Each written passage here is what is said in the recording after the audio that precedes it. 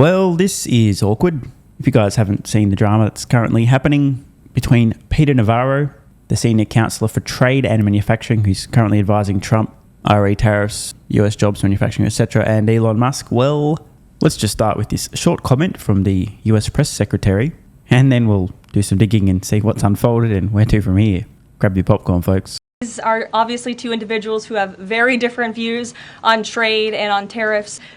Boys will be boys, and we will let their public sparring continue. And you guys should all be very grateful that we have the most transparent administration in history. And I think it also speaks to the president's willingness to hear from all sides, that he has people at the highest levels of this government in this White House who have very diverse opinions on very diverse issues, but the president takes all opinions in. By the way, Carolyn has a very important point. The transparency, the willingness for people to publicly debate, discuss ideas, as opposed to pretending that everyone's in complete and utter agreement on literally every single issue. It's fantastic transparency.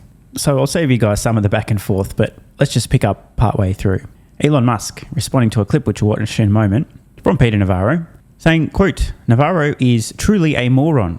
What he says is demonstrably false. Tesla has the most American-made cars. Navarro is dumber than a sack of bricks." Elon has then specifically tagged both Navarro and I find retards. So let's see what the senior counselor for trade and manufacturing in the Trump administration had to say about Tesla and what provoked Elon Musk to suggest that this guy is dumber than a sack of bricks. When it comes to tariffs and trade, we all understand in the White House, and the American people understand, that Elon's a car manufacturer. But he's not a car manufacturer. He's a car assembler in many cases. Holy fuck, dude. How insulting to suggest that Tesla doesn't manufacture vehicles. Instead, they just assemble them. Like, they're the most vertically integrated company on the earth that produces vehicles. By far. They're literally refining lithium right now in the United States. They are as far away from being a company that just assembles vehicles as opposed to manufactures them as they could possibly be. What is this guy talking about? What are we, like 13 seconds in and already can confirm? Dumber than a sack of bricks. Now remember, this guy is speaking on behalf of the presidential office, right? He's in the finance media here, talking about another guy that's also helping the administration, just over 10 seconds out of the gate. And he said something that's, as Musk points out, is demonstrably false already. Geez, this is going to be good. If you go to his Texas plant, a good part of the engines... Did he just... he did just... Oh, I'm just going to let this play out. Holy shit. That he gets, which in the EV case is the batteries come from Japan and come from China. The electronics come from Taiwan. The tires come. What we want, and the difference is in our thinking and Elon's on this, is that we want the tires made in Akron. We want the transmissions made in Indianapolis. We want the engines made in Flint and Saginaw, and we want... Yep, you hear that, folks? He wants the engines in the Tesla vehicles and the transmissions in the Tesla vehicles made in the US. The cars manufactured here. It's like this business model where BMW and Mercedes come in to Spartanburg, South Carolina, and have us assemble German engines and Austrian transmissions. That doesn't work for America. So what the fuck is this guy talking about? Is he under the assumption that Tesla is like a German automotive manufacturer? That they're not the most vertically integrated and locally US-based supply chain auto company on the planet?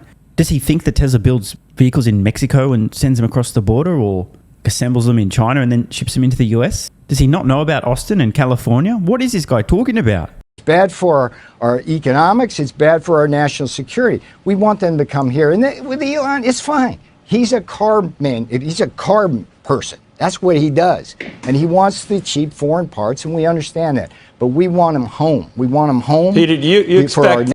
Bro, this guy actually is retarded. Now, his points, if he wasn't specifically calling out Tesla, there'd be some validity there. There's a lot of companies that assemble in the US, but do most of the hard work in Mexico, lots of parts from China, etc. But, bro, what is he talking about? How dumb do you need to be to go in the media and say stuff that is, as Elon points out, demonstrably false about Tesla? Bro, he actually is dumber than a sack of bricks. Now, here's Scott Jennings, who's actually made CNN worth watching. Actually, I'm just kidding. I don't watch CNN. I just watched the clips of Scott Jennings appearing on CNN. Whatever they're paying him, it ain't enough. By the way, how good is this? Musk calls Trump's top trade advisor a moron.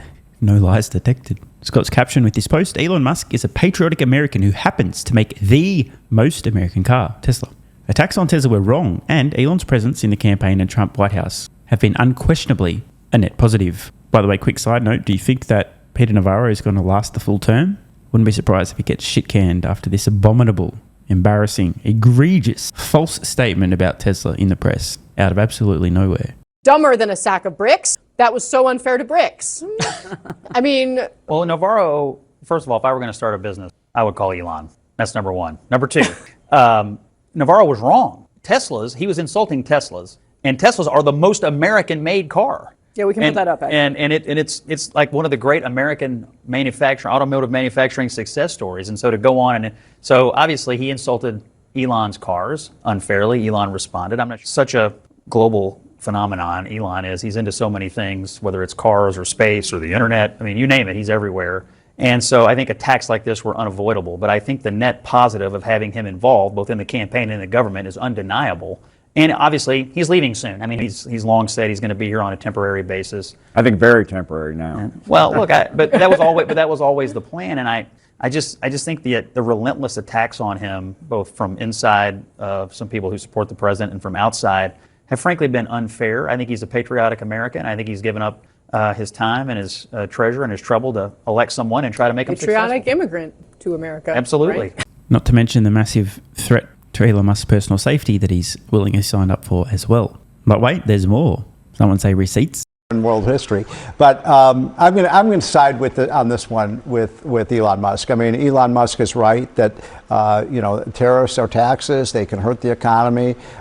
We've got to have the most productive sector of the economy, but it's also true that Peter Navarro figuratively took a bullet for Donald Trump. He went to jail for Donald Trump, and that's an amazing act of heroism, in my opinion, to do that rather than rat on what the president said in secret meetings. So I have some admiration for Peter, and I think it's just perfectly fine that you have this infighting going on, and Trump ultimately will make the decision. I didn't like that he was denigrating what is actually a really good American manufacturing success story. Exactly. The original insult was that Teslas are made of all these foreign components. In fact, Teslas are the most American-made car. We have the chart, I mean, to prove your point. I mean, yes. They rank basically at the top on all these different metrics for domestic manufacturing. But Note, by the way, this is a list of vehicles ranked by essentially how much of the vehicle was made in the US. This is not an order of Tesla's vehicles. This is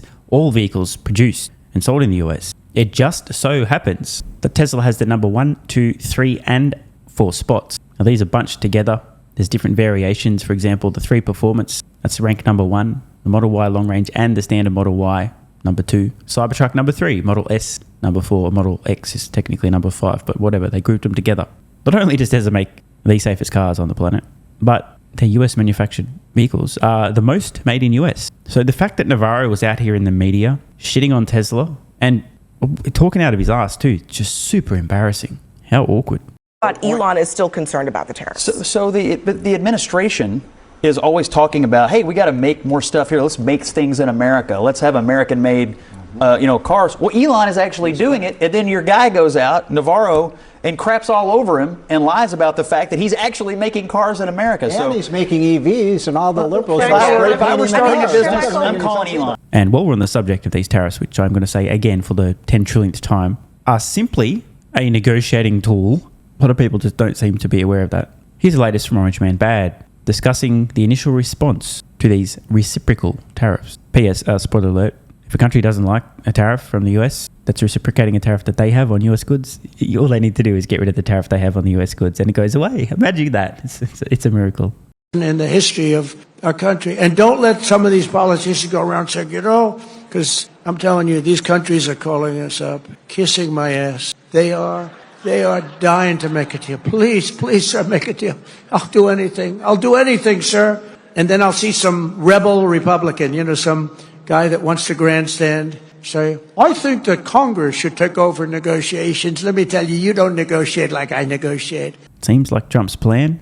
His negotiation is playing out as expected. Put extreme pressure, threats of big reciprocal tariffs, apply enormous pressure, and then have countries one by one on their hands and knees coming to you, begging, please, make it stop. What do we need to do? What they need to do, of course, in a nutshell, is drop their own tariffs on US goods. There'll be a bit of other negotiating pressure there as well, but Trump really is a masterful negotiator. He couldn't have done what he's done in real estate, his development career. I mean, bro, the guy he just got elected. Massive comeback story. If that doesn't show you masterful negotiation with the American people, I don't know what will. And now more on the Trump tariff response from the Secretary of the Treasury, Scott Bessent. President Trump has maximum negotiating leverage right here, right now. No lies detected, and this is a very fucking important point. The uncertainty, the fear, the panic. Trump wasn't joking when he talks about these countries in that recent clip. Begging, kissing his ass. I'll do anything. That's the whole fucking point. He truly has applied enormous pressure, which puts him, and he's working on behalf of the US people, in an incredible position of strength in these negotiations. That's what you want. You want to be negotiating from a position of strength. And I think it would be a mistake for anyone to think otherwise. And as I said, many of our trading partners, they have queued up and they have kept their cool. They have not escalated, and they will get priority in the queue.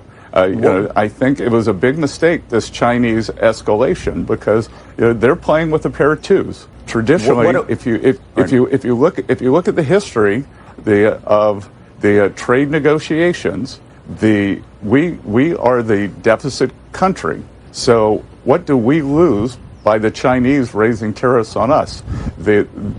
We export 1/5 to them of what they export to us. So that is a losing hand for them. He ain't wrong. So safe to say there's a pretty high chance of some volatility and turmoil, at least until many of these negotiations have taken place. And for those of you who don't know, I am still currently accumulating Tesla stock.